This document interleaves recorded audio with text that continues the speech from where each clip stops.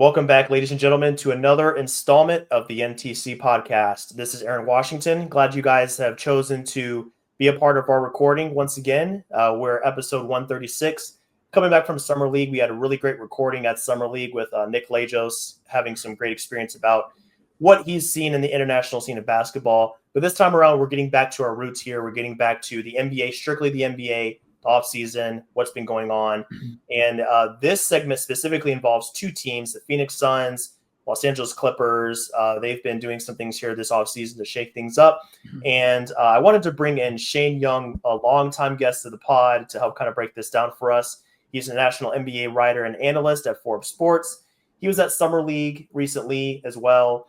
And he's been writing about both of these teams for years. He's been covering the Clippers. He's been at games. He's been covering the Suns. He currently goes to Suns games. So he's really plugged in with these two teams and what they're doing. So figured, why not bring Shane in and see what he has to say about the moves these teams have been making this offseason. Shane, glad to have you back, man. Always a pleasure. Great to catch up with you. You've been busy, I've heard, but so has the NBA. So figured it'd be a good time to bring you in, man. So thanks for joining. No, always appreciate it, man.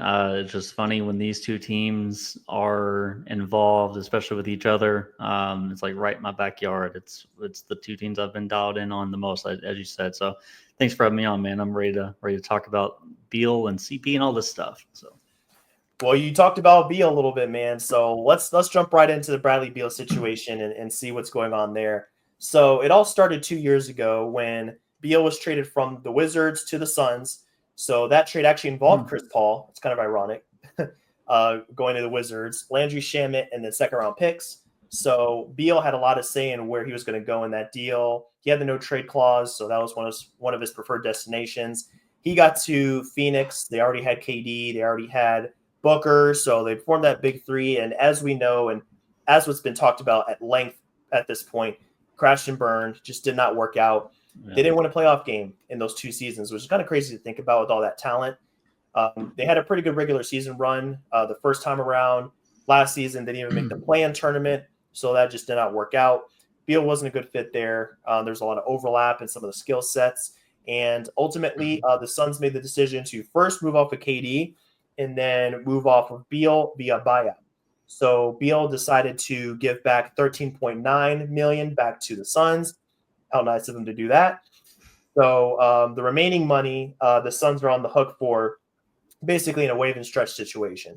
So it's to choose this next destination. Clippers are able to stretch that money over 5 years. You basically do 2 years left on the deal. You multiply it by 2. You add a year. You get 5. Whatever that money is per year. So they're still on the hook for money, but they do save a little bit in the short term, and then Beal gets to choose his destination. So brings us to our current situation. Beal decided to join the Clippers. It's going to be a 2-year deal, $11 million total with a player option on top. So he can choose to come back next season if he wants to. But this is an interesting move here, Shane. Beal had some other options there to choose from. He decided on the Clippers. He's got some guys there that he's familiar with. You're teaming up with Harden. You're teaming up with Kawhi Leonard. So on paper, and I want to make this very clear, on paper, this team is very talented, very deep. There's a lot to like here. And it's not like Beal is washed. I mean, in his 2 seasons in Phoenix, he averaged 17.6 points, 4.3 assists, 3.8 rebounds, 50% shooting, 40% from 3. So, I mean, this is a guy that is a bona fide scorer. He was efficient with the Suns. I think the big problem for him was the fit and also health were just not in his favor with the Suns. So those 2 factors ultimately made it so it wasn't as good of a fit as it otherwise would have been. But, the Clippers are in need of a guy like him, need some more shot creation. I'm sure you've thrown some graphics out on Twitter about this, Shane, but, half-court offense is an area where, the Clippers have struggled recently. They shipped away Norman Powell, so he's gone. You bring in Beal. He's still an all-star talent. He's still a guy that can drop 20, 25, 30 points in a given night. And I think they're really going to enjoy having him around. So what are some of your initial thoughts on this move by the Clippers getting Beal in there? And do you think ultimately this is a step in the right direction, bringing in a guy like him? Yeah, and it's just funny. You go from just absolute catastrophe of a contract like the worst and you could almost argue the worst in league history from the standpoint of the no trade clause, shout out to the name, and everything, right? Like just the length and the money that was owed. You go from having Bill at 30+% of the cap, 35% of the cap, to only what now 3.5% of the cap. I mean, that is a major win for a team that's bringing in those services. And I think, as you said, when we talk about the age of this team, which I'm sure we'll talk about the team at a grand scale later, and their chances in the Western Conference, but people are kind of acting like Beal is washed. They're acting as if he is 35, 36.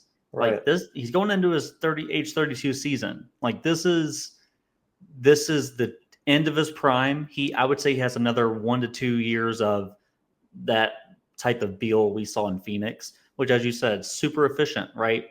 Like mid 50s from 2, high 30s, even low 40s from 3, and can still get to the rim, still get to the line.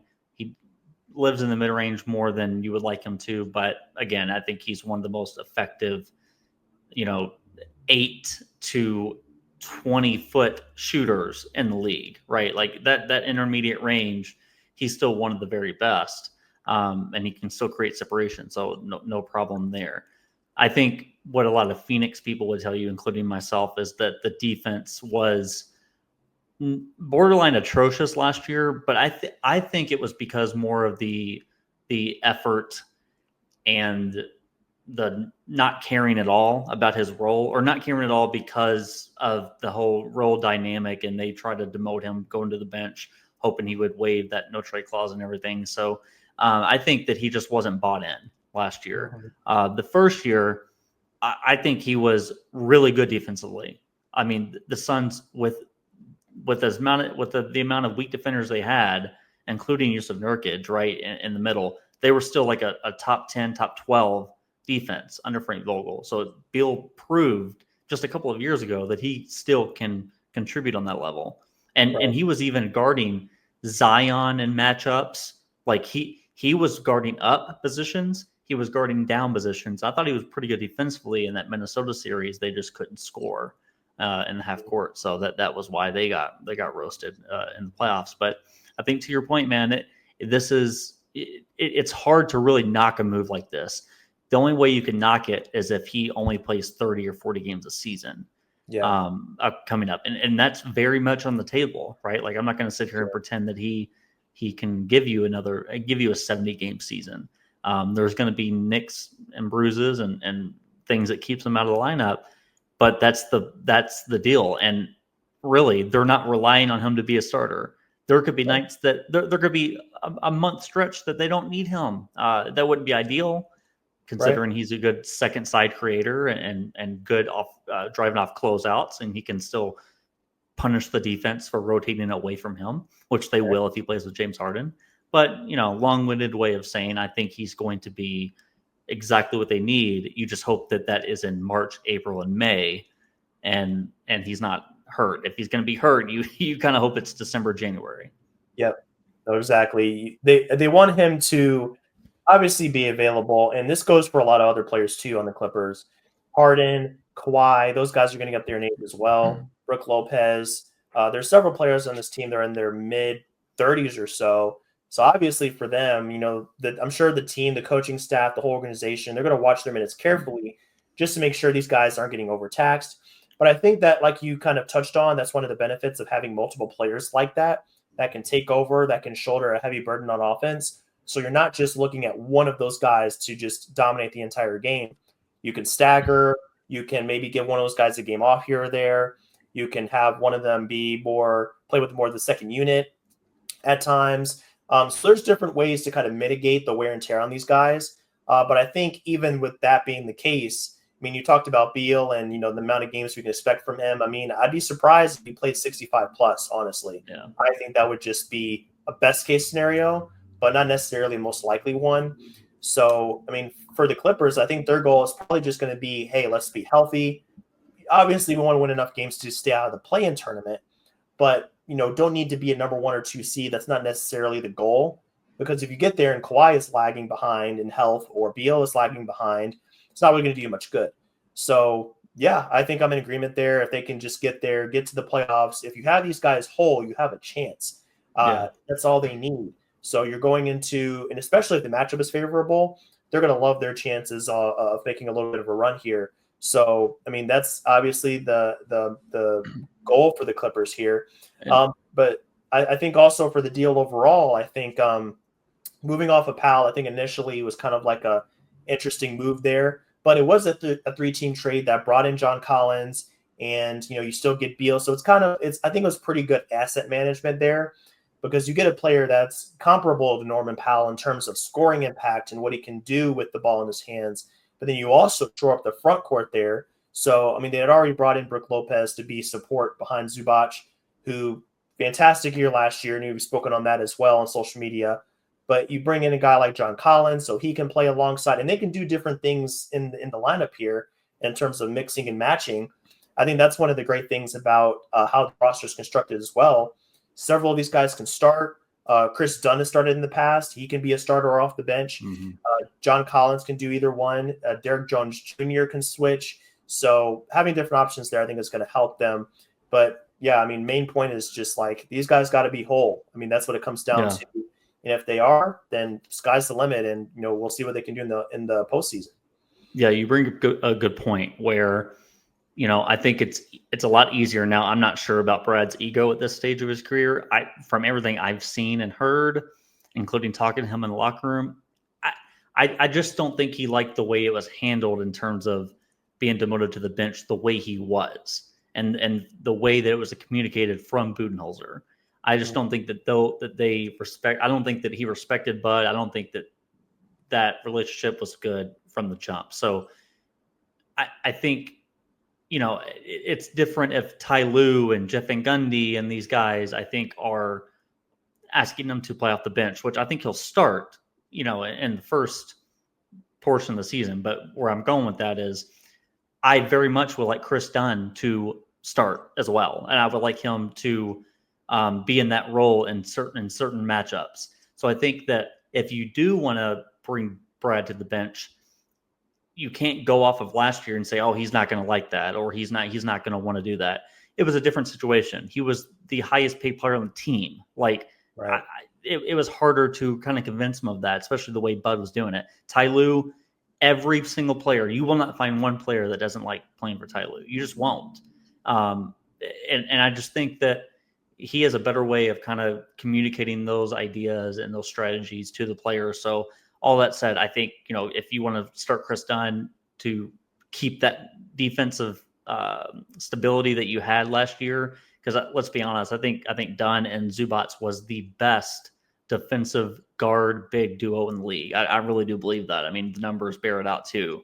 I think Zoo should have won Defensive Player of the Year. So you kind of, if you want to keep that identity from last year, which they had the best defense in franchise history with Chris Dunn like in the lineup, then I think that would be the way that I would go. But I think to start the season, you're right. Like got to start Brad, get more offense in there, get more juice, and especially with Kawhi going through a training camp for the first time since 2022, I think. First time going through a training camp. So it's like I think this is the opportunity where you have to hit the ground running and stack up wins, because that injuries are going to take a toll on you at some point. Oh yeah. Yeah, that's perfect, because I was actually going to ask you, one of my next questions for you was, how do you see Beal kind of fitting into the rotation on this team? Do you see him as a starter? Do you see him as a bench guy? So yeah, I mean, I think it's going to be a little bit of an experimental phase to start, kind of see how he works with Harden. I think it could be a good fit there, because Harden, I think at this stage, at least naturally, he's more of a point guard. He's going to bring the ball up. He's going to initiate actions, get guys involved. And then Beal, I mean, you can use him in a variety of ways. So he can be on the ball, and he can be off the ball.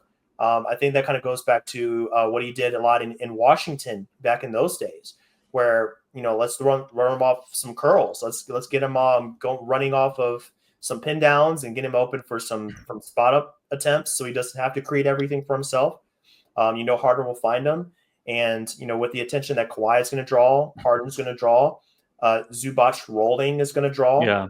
then And every time Kawhi and Zoo run a pick and roll, which is still one of the deadliest pick and roll duos, you wouldn't think that with Kawhi being a 3 and a 4, but they historically since 2021 have been up there.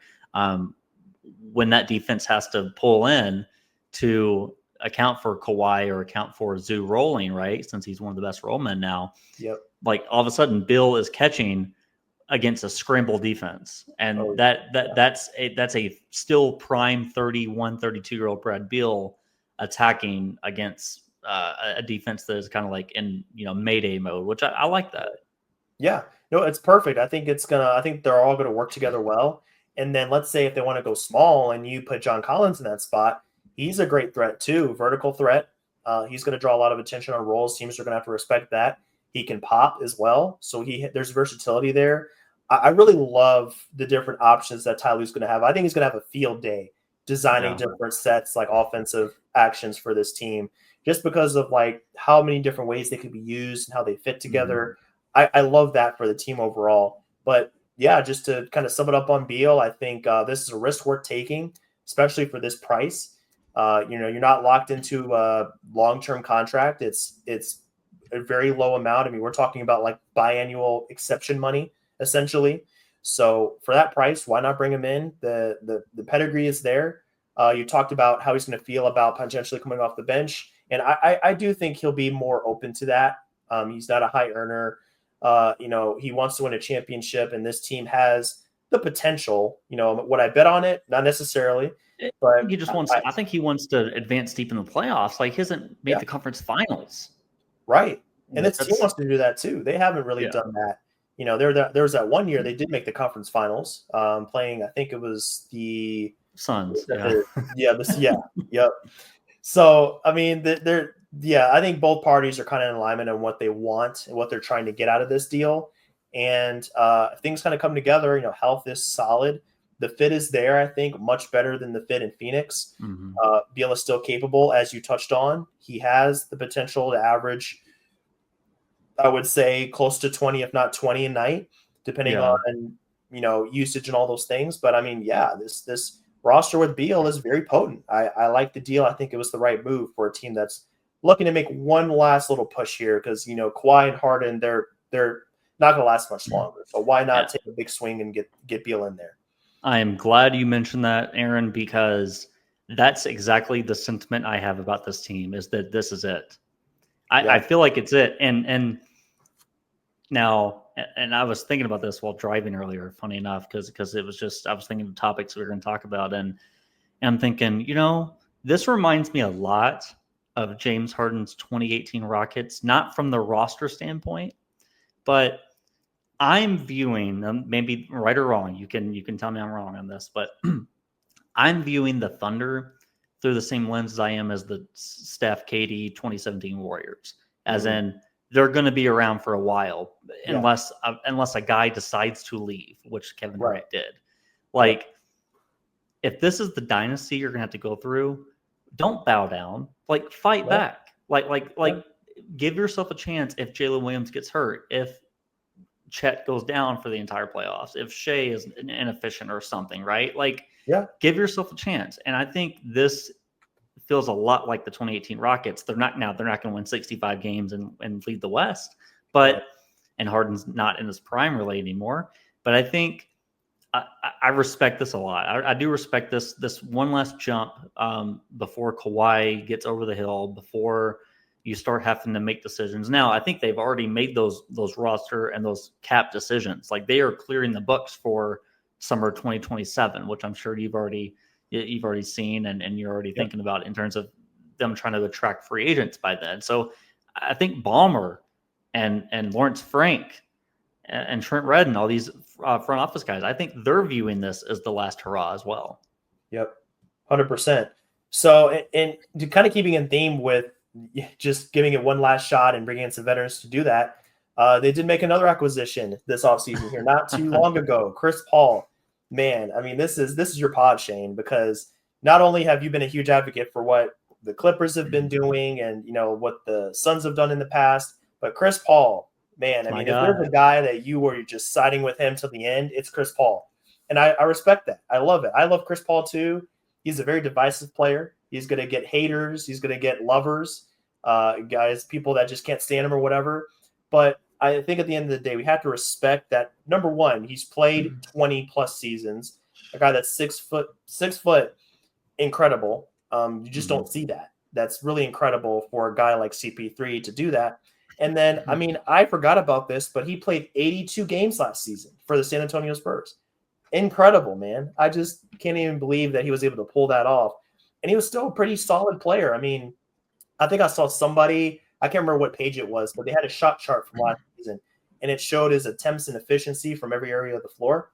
And in the paint, 17 rim attempts over 82 games. And I was like, that's insane. My buddy Justin Russo posted a shot chart of all like a heat map of all CP, and it was just nothing but red in the mid range. But then at the rim, there was really nothing. And then to your point, like he doesn't get there anymore, and he knows it. He knows it too. Yeah. So. Yeah.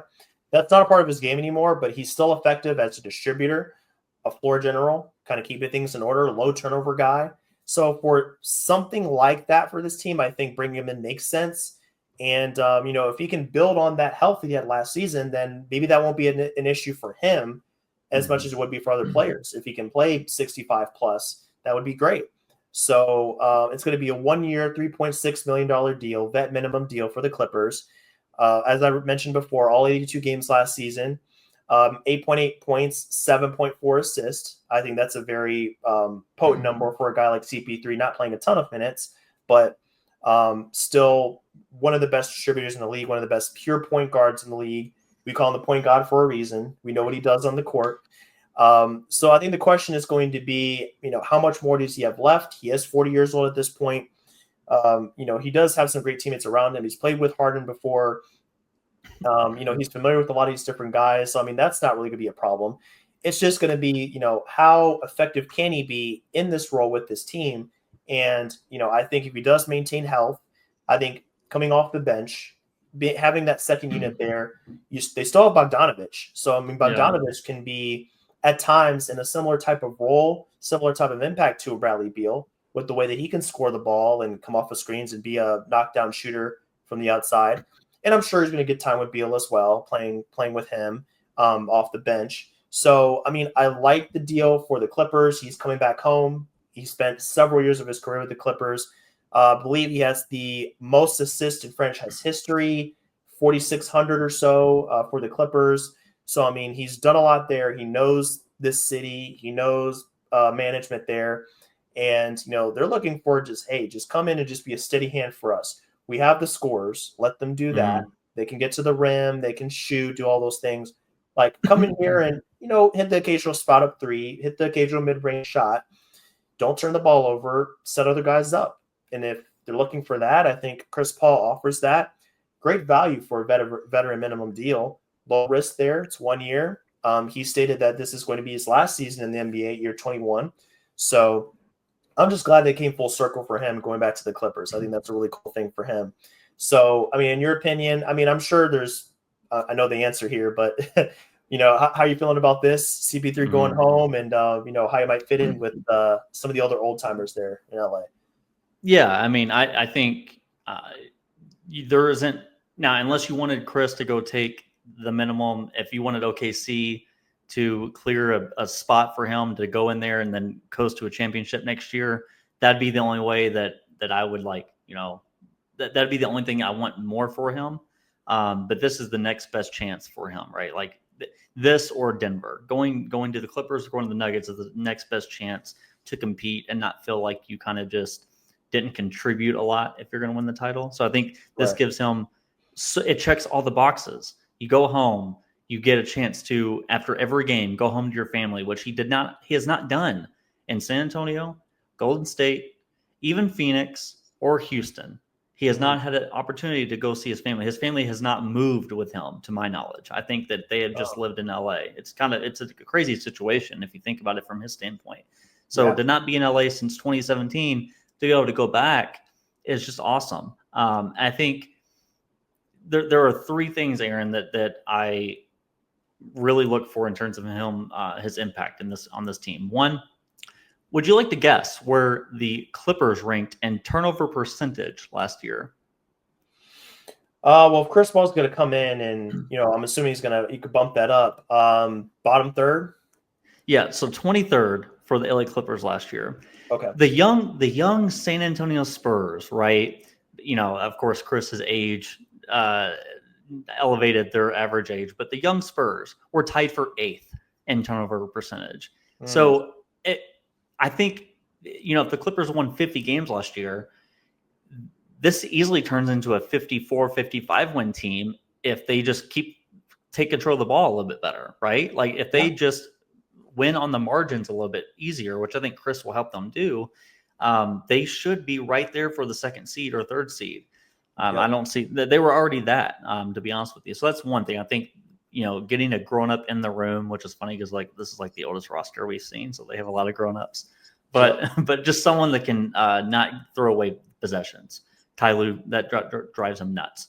The second thing is this might be the first time he's had excellent, and I mean capitally excellent, like pick and pop and pick and roll guys. Like Brook Lopez is the pick and pop. He's not doing a lot of rolling. He'll do that little half roll at the foul line at the nail and then throw up a flip shot. Yeah. But that's your pick and pop threat. So he's going to be able to get downhill using that threat with the big completely out of the paint. So then you have that, but then you have Ivica Zubac as the roller. So it's just, and John Collins, as you said, you pointed out from watching them with Atlanta and Utah, just a dynamic roller and lob threat. So it's going to be great for him. That's 3 options. And the third thing is I love that this team can now insulate him with defensive guys. Like, could you imagine lineups with CP and Chris Dunn? Like, Chris doesn't have to do a lot of the heavy lifting, or Chris playing with Derek Jones Jr. and Kawhi. Like, hey, you guys go force turnovers. I'm there just to benefit off of that. So I love that he doesn't have to come in and be 2018 lockdown defensive guy CP. Like, he can just kind of hang out and chill out and knock down open shots and not have to worry about that as much. Perfect. Yeah, I mean, the situation is great, like you said. There's a lot of different things working in his favor, and I'm sure that all played a part in why he's coming back home. Obviously, if his family is there and they haven't been with him in his various stops, that's a huge motivating factor there. But also just the way the roster is constructed. He was really the last piece of the puzzle here. He kind of saw how everything was shaking out there, bringing in John Collins. So he saw the great big men threats that he can help to work with. You saw the great perimeter threats and then the great defensive presences that you were talking about. And they have them at all 3 spots of the floor. Guard with Chris Dunn, wing forward with Derek Jones Jr., and at the rim with Zubac. So he's going to be in a great position. He's not going to be overtaxed. He's not going to be out of his element. He'll just be able to be himself, which I think that just kind of seals the deal for a guy like him. Last season, I mean, like you said, it's like everything is there set up for him to be comfortable, to be successful. So he doesn't have to choose between being on a team that fits him that's not good, or a team that's, very elite or very talented and he can't have the impact that he wants to have. So he kind of gets the best of both worlds here. And I just really hope it works out for him. I hope they at least make a good run here, because you were talking about him maybe going to OKC or something, getting a ring. And I want to see him do that. So we'll see. Yeah, well, thank God that he didn't go somewhere like, Milwaukee, where I think we all know they don't have a chance to do anything, even in the Eastern Conference, right? They just don't have a chance.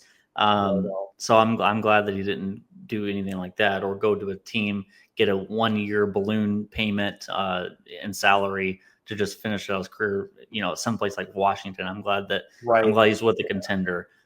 Selfishly, am I always going to wonder what a CP and Jokic team could be? If something like that were in play for him in free agency, yeah. But I mean, hey, he can play with another good playmaker in James Harden. Which, Aaron, I want your input on this, because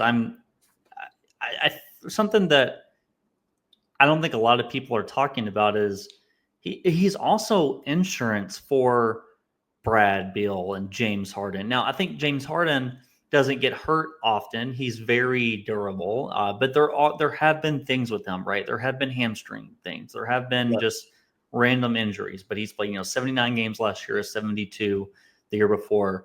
But before that, it was kind of just random things popping up for James. So I think who better than to fill in, whether it's a starting spot here and there, or playing off the bench. Like, who better than a guy that knows him well and can play with Zubats or John Collins or Brook Lopez? Yeah, no, that's a good point too. Support, and I think I've seen a few people talk about that. But the fact that Chris Paul can come in and be a steadying presence there and fill in any gaps there might be for whatever reason, injury or otherwise, or maybe just team is going on a run and you need somebody to kind of come in and calm things down and bring things back into order on the court. Yeah, I mean, for a variety of reasons, having him as support, backup, fill in, because I mean that's who he needs to be at this point in his career. He's not takeover type of player. It's going to be playing a lot of minutes, but in certain situations, I mean, man, he's going to be so impactful. The turnover percentage you talked about, he's going to help with that. So no, I do like that point. I agree with that he's going to have that. I think that peace of mind is going to be huge for the team, for the organization, for his teammates, for everybody. Exactly what they need. So no, I thought they, man, if they could have had Chris in the spot of Russ a couple of years ago, like that would have been just a lot better for them. But I mean, he wasn't at the stage where he wanted to be a reserve type guy. So right. It is what it is. But I mean, this is think about all the point guards that have cycled through the Clippers. I mean, Rondo for a short stint, Reggie Jackson, John Wall, Russell Westbrook. I'm sure I'm missing somebody, or James Harden, I guess. But just so many of these guys that we grew up on have kind of cycled through there. And now Chris gets to be the last one. Yeah. I mean, who better? Full circle moment, bringing it back in. So I think we're going to see a little bit of Lob City 2.0 with some lobs to John Collins. It's going to be awesome. I think that's going to be a lot of fun. I can't wait to see that. Yeah. So one last segment here for the Clippers. It's going to be overall outlook. And this is something we talked about a little bit already to this point. But what does this team look like as a whole? Do they have a chance of winning a championship? Those are just some of the questions here. But I want to start on what they're doing here in terms of how they're building this roster and like what do the contracts look like. So I went through the cap sheet over on our website, No Trade Clause, just a little bit earlier today.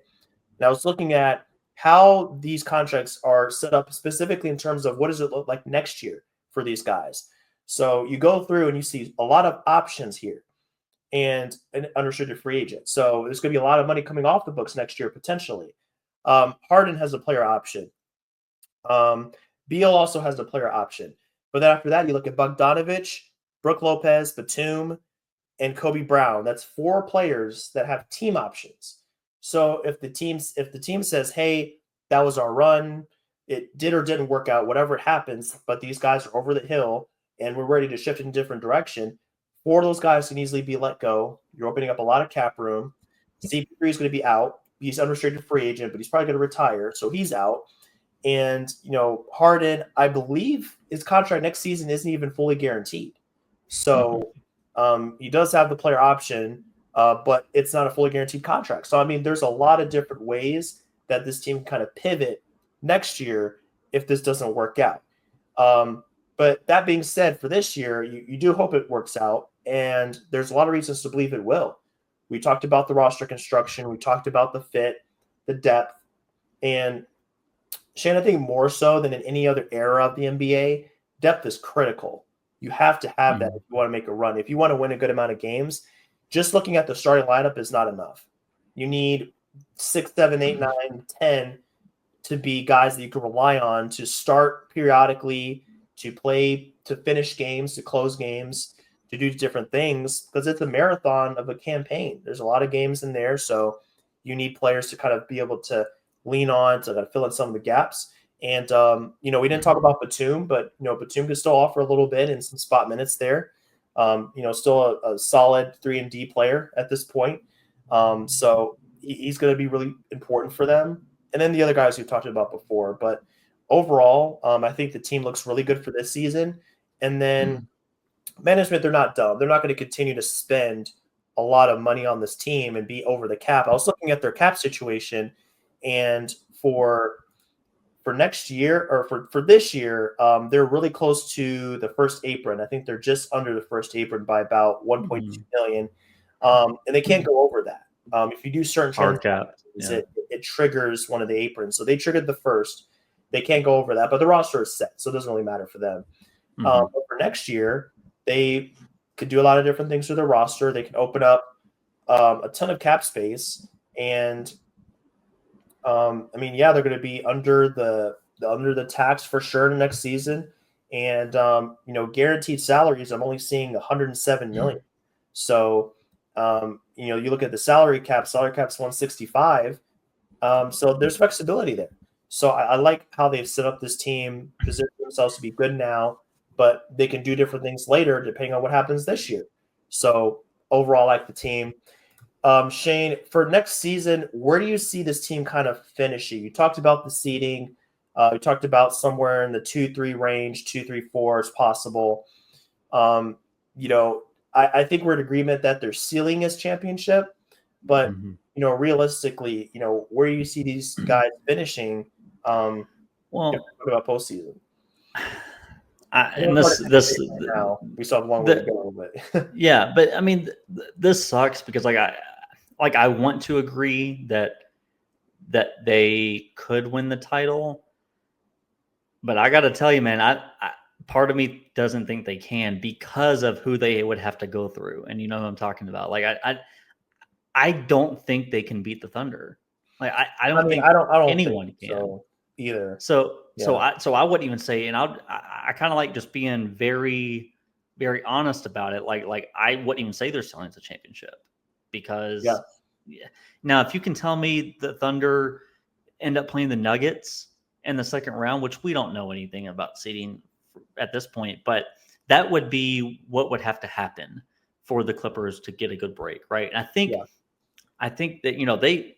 Even if the Clippers won Game 7 against Denver last year, which they did not, they got blown out. But even if they did, they were not going to beat that team in the second round. So, I think they just need things to break the right way. I think they need competitors like Houston and Denver to not be as good as we're all kind of projecting and expecting they will be. I think Houston's going to be really good. I think Houston can have a top 8 offense with a top 2 or 3 defense, right? So you just put that together, that's going to be a 56 or something to win team.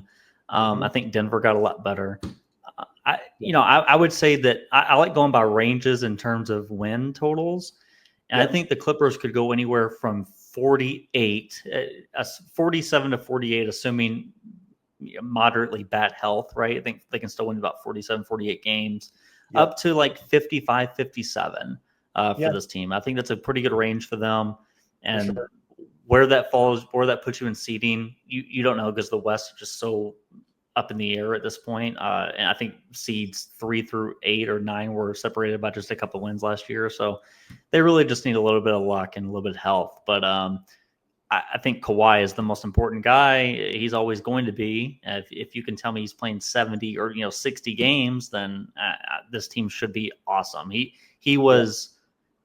If he hit the criteria last year, he was going to be all NBA again. All that matters for him, criteria wise, is just the games missed. That's it. I'm thank you for going through the cap situation and everything because I think that this team, you mentioned the guys that could be coming off the books from player options or team options, I should say. I think a guy like Nick Batum, as you mentioned, we haven't talked about him a lot. Like he is getting up there and he's getting less and less effective every year, right? So I think he's a guy that this could be his last year. I think he's even teased retirement for a couple of seasons. So I love what I think Lawrence Frank deserves a lot of credit. People, kind of didn't want to. People kind of criticized him a lot. Just building the Kawhi and PG team and kind of going all in on that iteration and sticking to it when it was clearly not working just because of health. But hey, like they learned from their mistakes. They pivoted to something else, and now they want to continue to win while also maintaining that 2026, 27 like flexibility to retool this entire thing. I mean, 2 years from now, not like no one. The only person there's a chance that only Ivica Zubac is on this team in 2 years. Yeah, no, I agree. And that's the crazy part. Of course, you would like Kawhi to be the greatest Clipper of all time and have the longest career there and be there forever. But I mean, there's a good chance that it's just Zoo. So I think that they will give Denver and Houston a good run. I think that they can beat both of those teams, Aaron, but I think that they would get beat in five or six against the Thunder, who retained everyone. Yep. Now, to be clear, if the Clippers and Thunder go up in a series and they're both relatively healthy, I'm picking the Thunder every time, for sure. I'm in agreement with that. I've just learned that in recent years in the NBA, it's taught me that nothing is certain. Because, I mean, you talked about before with what if Chet goes down or what if J-Dub goes down? So, I mean, there's always something that can happen that can kind of shift the scales a little bit. So that's why I'm not going to say 0%, but I would say it's very low, very unlikely that they move on and, make the finals or something. Like if I had to make a bracket today or I had to make predictions, I'm not putting them in that conversation. I would say, second round, maybe something like that. If I had, it's also today, the young Bulls versus the old team, right? The oldest team in the league against the Thunder still might be one of the. I'm sure if they are the youngest, but they are one of the youngest. And it's that's a good contrast. That's why I might write about this, to be honest with you, because the more I'm thinking about this, the more it reminds me a lot of those 2017, 2018 Rockets Warriors, because they were stylistically so different, so different. Golden State played the Warriors type of the brand of basketball, right? The motion offense. Let's not run a lot of pick and roll versus the isolation heavy pick and roll team. And I'm sure there's still similarities between the Clippers and Thunder play styles, but in terms of age and depth, I mean, it's just really different on who's going to be relying, or who Ty Lue's going to be relying on versus who Mark Daigneault's going to be relying on. Right. Yeah. No, that's going to be a lot different. I hope they match up though. I do want to see that series, even if Thunder will probably take it. I want to see it happen. Maybe in a second round matchup, they can face off against each other. That would be fun hoops. But I think honestly, regardless of who they play, if they play Houston, if they play Denver, I'm there. Sign me up for all three of those series. I don't really care how it goes. Well, Denver would be an epic rematch because I'm sure you remember watching that series. The reason they lost game one was because of uncharacteristic turnovers at the end. Yep. The Clippers turned the ball over 4 times in the last 2 minutes. And if that doesn't happen with Chris Paul, I'm not sure if he'd be playing the last 2 minutes of the game. Right. But that's the thing, but with this revamped lineup that they have with Brad Beal, it's just I think that Denver Clippers part 3, because remember the bubble was part 1, last year was part 2. Give us a part 3 with these new pieces. We need it. Man. Let's go ahead and speak it into existence right now. Book it, July 25th, 2025. You heard it here first. Denver Clippers part 3. It's coming in 2026. So let's see if that holds up. 2 seed versus the 3 seed second round. There you go. Put it on the books. Let's see if we can make it happen. I love it, man. But that's going to just about do it for us here. Shane, thanks again for coming on again. Great to get your insight on these teams here and just kind of learn about some of the correlations here between Chris Paul, Rockets, Suns, Clippers, Harden. There's so much overlap here and crossover here. It's just perfect to have you in the house for this, man. So thanks again for taking the time. Yeah, man. Not a lot of Suns talk, but we will save that for whenever they are relevant again one day. Right. This might be a little bit, but still fun to talk about them nonetheless. So you can go find Shane over at Forbes Sports. And, if you want to give him a look on social media, he's over there on Twitter giving, defending Chris Paul and, speaking his mind about some of these teams, letting people know that Beal isn't washed over at Young NBA. So, go check that out if you want to see some of his takes and get links to some of his articles there. If you're looking for our content, of course, it's going to be notradeclause.com. No Trade Clause, one word, on Instagram, and NerdTrade_clause over at Twitter X. We have a lot more content coming. It's been slow the past few months, but went to Summer League, got a great pod about that up recently. And we're getting back in the swing of things over at NTC. So a lot more coming soon. We're not going to take the offseason off. We're going to bring you some more content and just kind of keep you guys in the loop as we await more NBA basketball. So thanks for joining us on this installment, and we hope to see you next time on the NTC podcast. Take care, everybody.